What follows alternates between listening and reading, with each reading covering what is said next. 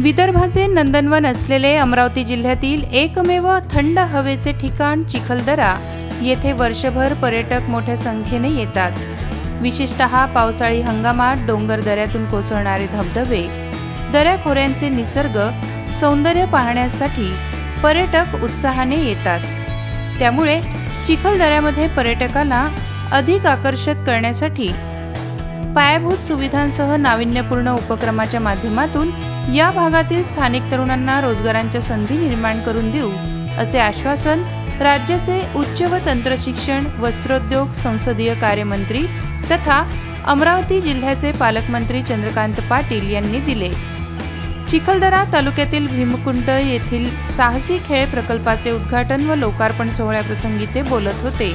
यावेळी आमदार राजकुमार पटेल, जिल्हाधिकारी सौरभ कटियार, मेळघाट व्याघ्र प्रकल्पाचे वनसंरक्षक तथा क्षेत्र संचालक एम आदर्श रेड्डी, प्रादेशिक मुख्य वनसंरक्षक ज्योती बॅनर्जी, अप्पर पोलीस अधीक्षक पंकज कुमावत, तहसीलदार प्रदीप शेवाळे, नायब तहसीलदार सुधीर धावडे, सुधीर शेटे तसेच वन विभागाचे अधिकारी व महसूल विभागाचे अधिकारी यावेळी उपस्थित होते।